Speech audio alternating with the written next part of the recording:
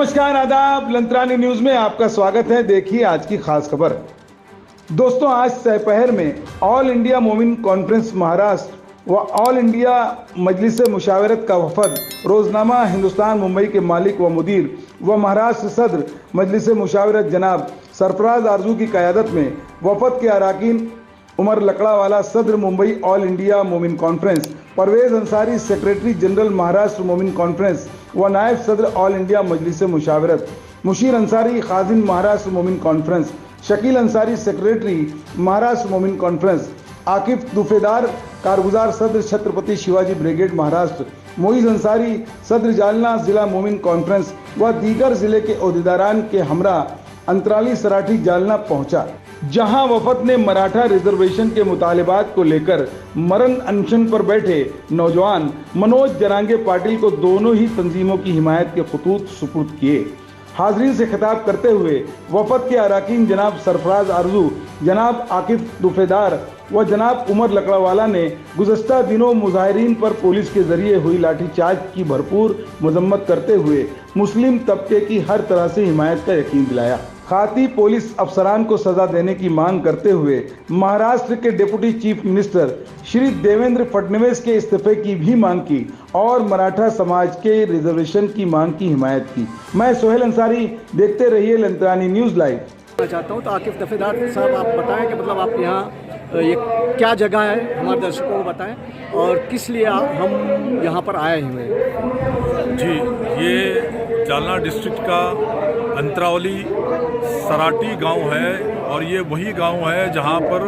मनोज जरांगे पाटिल साहब ने मराठा आरक्षण के लिए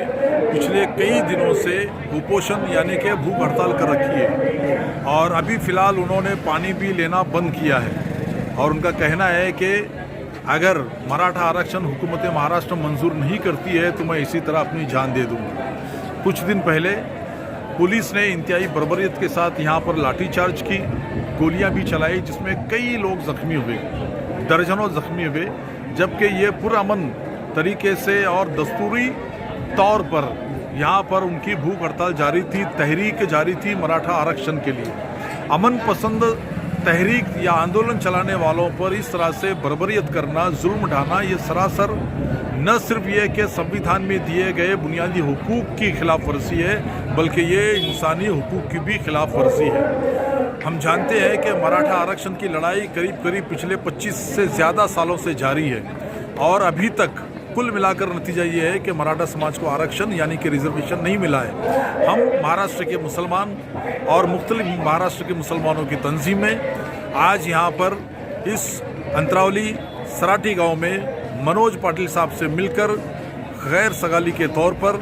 अपनी इज़हार मोहब्बत और साथ ही साथ उनकी पुरजोर हिमायत करने के लिए आज हम यहाँ पर आए, उनसे मुलाकात की और हमने उनको बाकायदा लेटर भी दिया है और साथ ही साथ हमने हुकूमत से मांग की है कि जिन पुलिस ऑफिसर्स ने ये मराठा जो आंदोलन करने वाले, तहरीक चलाने वाले थे, जिन्होंने बग़ैर किसी इश्तिहाल के, बग़ैर किसी वजह के इस तरह से जो लाठी चार्ज किया है और सैकड़ों लोगों को ज़ख्मी किया है, उन पर सख्त कार्रवाई की जाए। एक तयशुदा मुद्दत में इसकी इंक्वायरी होनी चाहिए और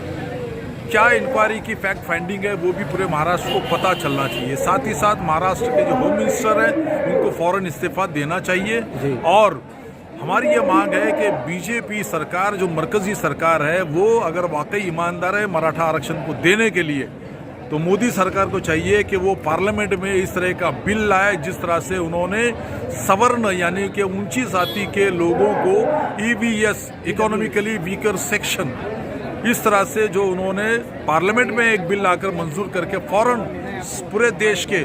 सारे सवर्ण लोगों को 10% का रिजर्वेशन दिया था, ठीक उसी तरह से मराठा समाज को भी आरक्षण वो दे सकती है। अब देखना ये है कि बीजेपी सरकार वाकई मराठा समाज को आरक्षण देना चाहती है या सिर्फ एक सियासी हथकंडे के तौर पर उनका इस्तेमाल करना चाहती है। हमारी